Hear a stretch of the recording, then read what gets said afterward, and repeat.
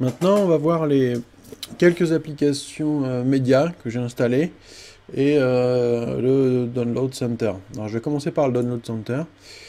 Donc, en fait, une fois qu'on a installé depuis le centre de paquet, voilà, moi j'ai installé en gros voilà, un audio station, le Download Station, le serveur multimédia et la Video Station. On va voir le Download Center tout de suite. Alors, il est là. Alors, on va voir tout de suite ce qu'il est capable d'aller télécharger. Donc, on va faire un petit tour dans les paramètres. S'il veut bien s'activer. Donc, il est capable d'aller faire du BitTorrent, donc avec plein de paramétrages. Il fait de la recherche BitTorrent par défaut sur tout ce genre de choses. On peut lui ajouter, bien entendu, d'autres choses. Il est capable d'aller télécharger sur du FTP, sur des serveurs de Newbies, c'est ce que j'ai choisi personnellement, et il est capable d'aller télécharger en automatique un flux RSS qui met à jour quand on veut, toutes les 24 heures, etc. On peut activer les téléchargements Emule ou pas, et est-ce qu'on auto-extrait ou pas, et dans ces cas-là, est-ce qu'on garde l'archivage ou pas. Et après, on peut lui gérer une liste de mots de page pour extraire les archives.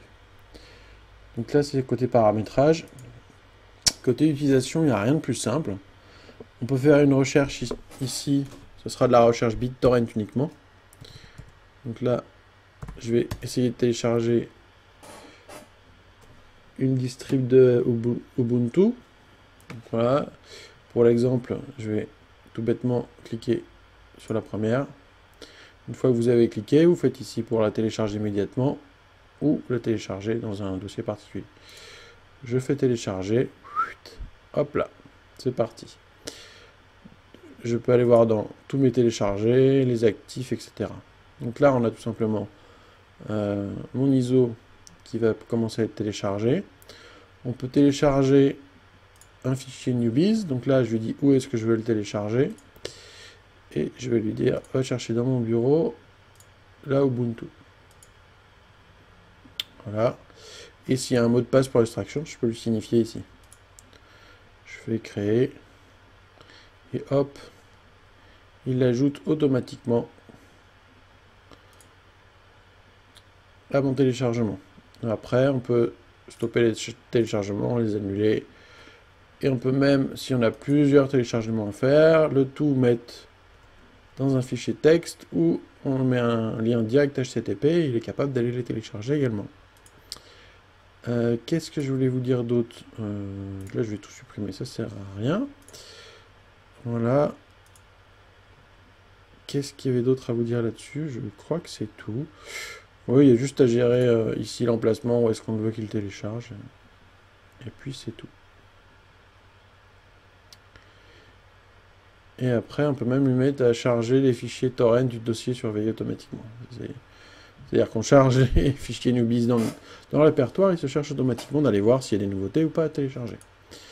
Voilà, c'est assez complet, voire très complet.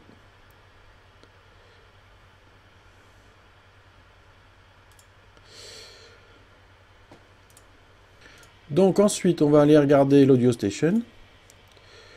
Donc l'Audio Station, elle se présente ainsi. Par défaut, quand on installe Audio Station, il vous crée automatiquement un répertoire musique, etc. Il peut vous créer un répertoire vidéo quand on installe la Video Station. Et par défaut, il va chercher de la musique là-dedans. Après, on peut rajouter d'autres dossiers à scanner. Moi, je l'ai tout mis dans musique, hein, tout simplement. Et on peut aller tout chercher. Donc, on peut faire des listes de lecture, des radios internet. On va chercher par artiste. Donc on a tout ça, les artistes inconnus, etc. Et si on double-clique, par exemple, sur Aaron, on a un album. On double-clique, et là, le morceau est parti, et il est lu. Donc à savoir que ce lecteur est capable de faire des choses assez sympas, du style, ici il lit sur mon ordinateur, mais il peut aller lire sur mon Airport Express, qui est AirPlay. Donc là, très pratique. Ce navigateur de musique, il est dispo donc partout à la maison, mais vous pouvez également l'activer via Internet. Alors ça dépend après du débit montant que vous avez sur votre connexion Internet, mais ça peut être plutôt sympa. On peut faire des listes de lecture, on peut faire plein de choses.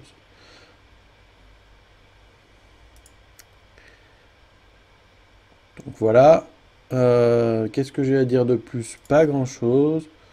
Là, on peut faire des listes de lecture. Il peut accéder à des serveurs multimédia qu'on a sur notre réseau. Donc là, j'ai mon vieux disque dur qui est encore ouvert. Donc là, on peut aller carrément lire, pareil, la musique depuis un autre disque dur. Donc si on lit ça, on va voir si ça fonctionne tout de suite.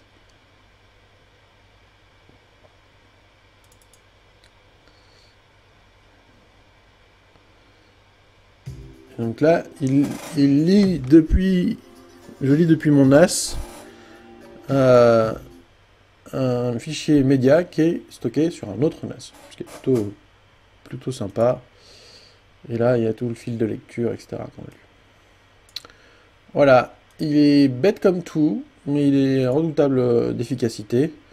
Il a été chercher tout seul les pochettes d'albums, hein. J'ai pas du tout fait quoi que ce soit pour qu'il trouve les pochettes d'albums, mais vous voyez, il trouve plutôt pas mal. Alors oui, dans certains dossiers, j'ai des pochettes d'albums, mais pas partout. Voilà, vous voyez, c'est assez complet.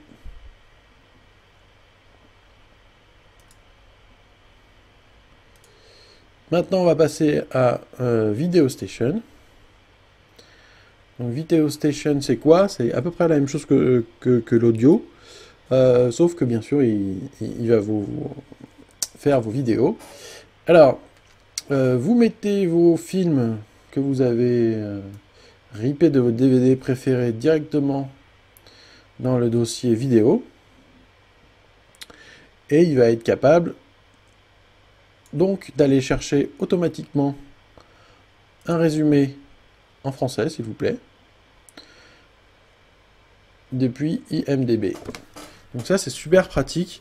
À noter qu'il faut quand même bien nommer le fichier que vous mettez. Si vous mettez des noms un peu barbares de fichiers, il ne va pas être capable d'aller vous chercher le résumé. Mais c'est quand même plutôt pas mal. Donc vous avez juste à glisser le film dans le bon répertoire, il va vous chercher toutes les infos. Donc voilà, on peut lui donner des petites notes, l'aimer, pas l'aimer, et l'ajouter à une collection personnalisée qu'on peut retrouver ici. Donc les collections, donc là moi j'ai fait une petite collection de films à voir que je n'ai pas encore vus. Voilà, et donc là ça vous donne l'intégralité des films que vous devez voir. Vous pouvez après stocker, faire des collections de films, de concerts, etc.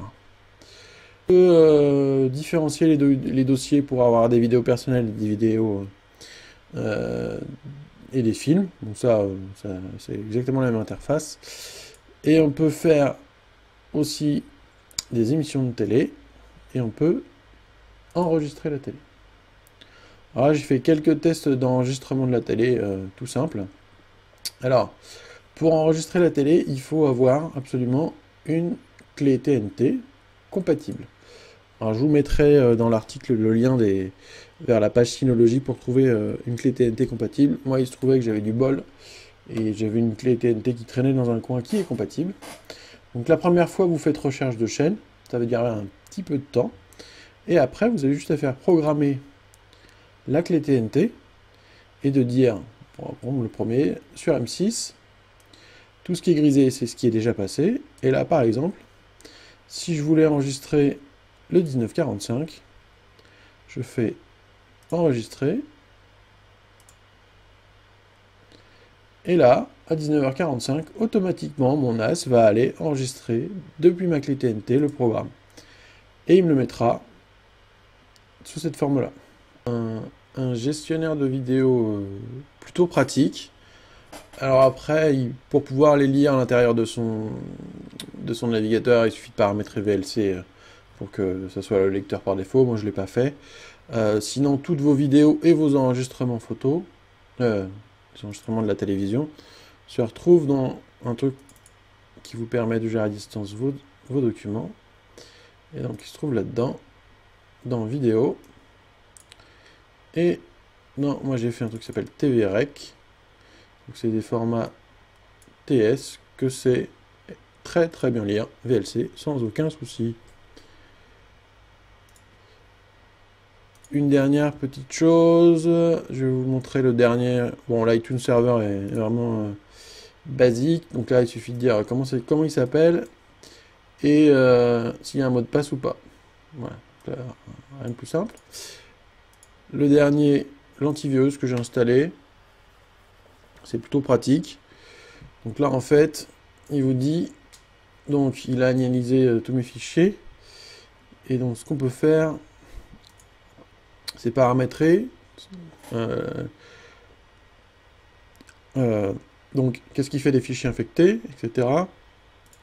Et l'analyse programmée, donc moi, par exemple, j'ai créé tous les jours à 2 h du matin, il fait une analyse complète de mon disque. Comme ça, s'il y a des problèmes, il les met dans la quarantaine et il n'y a plus qu'à les virer. Voilà. Et il se met à jour automatiquement. Donc là, vous voyez, il s'est mis à jour ce matin à 2 h avant d'aller chercher est-ce qu'il y a des virus sur mon disque dur. Donc ça a l'air de rien, mais c'est plutôt pratique.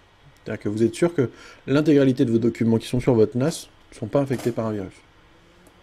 Notamment quand on fait des téléchargements, parfois il peut se trimballer des virus, donc il va analyser directement est-ce qu'il y a un virus ou pas dans vos téléchargements.